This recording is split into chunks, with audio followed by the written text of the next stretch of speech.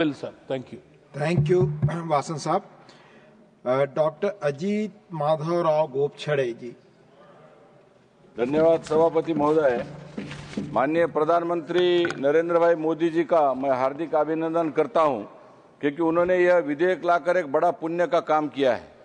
एक जनप्रतिनिधि होने के नाते साथ साथ एक डॉक्टर एवं चिकित्सक के रूप में यह मेरा एक दृढ़ विश्वास है कि यह विधेयक केवल राजस्व वृद्धि या कर संशोधन का विषय नहीं है, बल्कि यह करोड़ों भारतीयों के जीवन, स्वास्थ्य और देश के भविष्य को सुरक्षित करने वाला एक बड़ा कदम है। हम सभी जानते हैं, भारत देश जैसा युवा देश में जहां हमारी जनसांख्यिक लाभांश की विकसित भारत की सबसे बड़ी हमारी पूंजी है, वहां तंबाकू जैसे उत्पाद एक मौन महामारी की तरह काम करते हैं। सस्ती सिगरेट, गुटखा और चबाने वाले तंबाकू युवाओं के लिए आकर्षण का द्वार बन जाते हैं, और एक बार जब लत लग जाती है तो वह व्यक्ति केवल रोगी नहीं रहता, वह पूरे परिवार पर आर्थिक, मानसिक और सामाजिक बोझ बन जाता है। मैंने अपने डॉक्टर के जीवन में, चिकित्सीय जीवन में ऐसे अनेक परिवार देखे हैं जहां तंबाकू का शुरुआत महज जिज्ञासा से हुई, परंतु समाप्ति lung cancer, brain tumour, liver cancer, आकस्मिक heart attack, intestine cancer, gall bladder cancer, pancreas cancer, colon cancer, ऐसे बहुत सारे असमय मृत्यु इन कैंसर की वजह से हो जाता है। यह विधेयक एक खतरनाक चक्र को रोकने का एक सशक्त प्रयास है, क्योंकि इसका उद्देश्य राजस्व नहीं है, इसका उद्देश्य जनजीवन की रक्षा है। हम यह भी समझते हैं कि जीएसटी के बदलावों के बाद यदि तंबाकू उत्पादों पर कर संरचना के समान रूप से संतुलित न किया जाए तो ये उत्पाद अचानक सस्ते होकर युवाओं के हाथ तक पहले अधिक तेजी से पहुंच सकते हैं। यह विधेयक तंबाकू को महंगा बनाकर उसे युवाओं की पहुंच से दूर करना चाहता है, ताकि स्कूलों और कॉलेजों में बढ़ती खपत पर तत्काल अंकुश लगाया जा सके। कुछ लोग यह तर्क देते हैं कि कर बढ़ाने से अवैध व्यापार बढ़ेगा, लेकिन सच्चाई यह है कि मोदी सरकार ने तस्करी रोकने के लिए जिस प्रकार की ट्रैक एंड ट्रेस टेक्निक है, सीमा शुल्क व्यवस्था है और जांच एजेंसियों को मजबूत किया है, वह यह साबित करता है कि अवैध व्यापार कर वृद्धि से नहीं बल्कि कमजोर शासन से पनपता है। लेकिन यह मोदी सरकार है, ये मोदी सरकार कमजोर नहीं है बल्कि मजबूत इरादों वाली मोदी सरकार है। तंबाकू से होने वाली आमदनी को केवल राजस्व के रूप में नहीं देखा जा रहा है। मैं माननीय हमारे सभागृह के नेता, हमारे आरोग्य मंत्री माननीय जेपी नड्डा जी का मैं मन से आभार व्यक्त करना चाहता हूं कि उन्होंने आयुष्मान भारत, ग्रामीण स्वास्थ्य मेडिकल कॉलेजों की स्थापना और गरीब परिवारों को स्वास्थ्य सुरक्षा में निवेश, इस तंबाकू से होने वाली आमदनी को उन्होंने राजस्व के न रूप देखकर इसमें निवेश करने का भी एक बड़ा काम माननीय जेपी नड्डा जी ने आरोग्य मंत्री के नाते से किया है, जिससे यह व्यवस्था केवल कर संग्रह नहीं है, यह कर संग्रह नहीं है बल्कि यह कर सेवा बन गई है।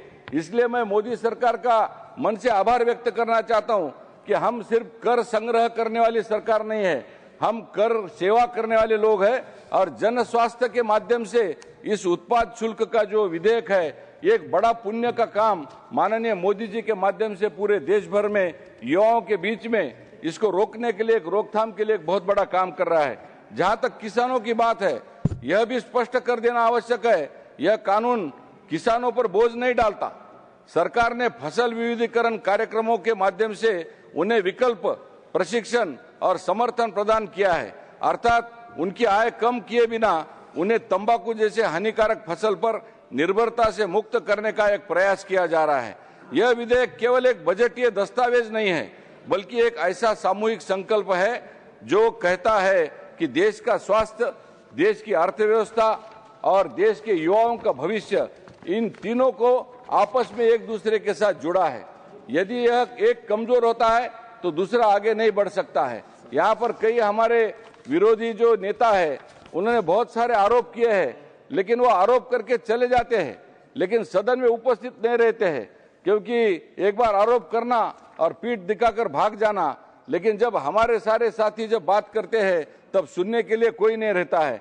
मैं इस सदन के माध्यम से माननीय सभापति महोदय, जैसे हमारा एक उद्देश्य है कि हमने कांग्रेस मुक्त भारत तो किया ही है, अभी तो हमको तंबाकू मुक्त भारत भी करना है। ये मोदी जी के माध्यम से हमको करना है।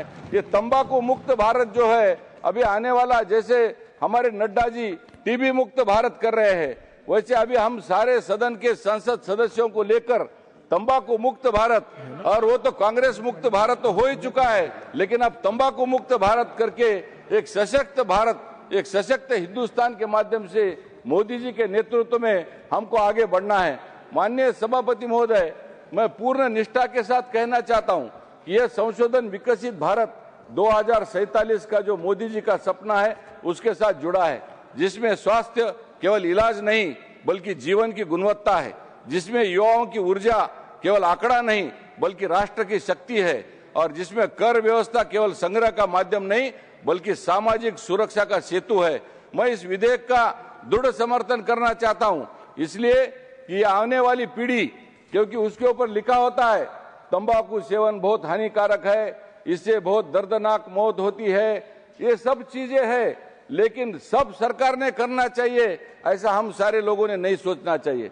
फिर जनता ने भी कुछ इसमें एक जन आंदोलन होना चाहिए, क्योंकि सब कुछ सरकार करेगी तो जनता क्या करेगी। हमारे जैसे सांसदों ने भी इस जन आंदोलन में सहभागी होना चाहिए, क्योंकि जैसा हमने आंदोलन करके कांग्रेस को देश से बाहर भगा दिया, कांग्रेस मुक्त भारत किया, वैसे हम सारे सांसद मिलकर तंबाकू मुक्त भारत का आंदोलन हम सारे जनता ने, भारत की जनता ने, हिंदुस्तान की जनता ने और सारे सांसदों ने मिलकर ये करना, ऐसा मैं इसलिए इस विधेयक का मैं दृढ़ समर्थन करता हूं। इस सदन को आग्रह करता हूं, हम सब मिलकर एक दृढ़ नीतियां बनाएं, एक दृढ़ संकल्प करें, भारत को केवल एक आर्थिक रूप से नहीं बल्कि नैतिक, सामाजिक और स्वास्थ्य दृष्टि से विश्व का अग्रणी राष्ट्र हमको बनाना है।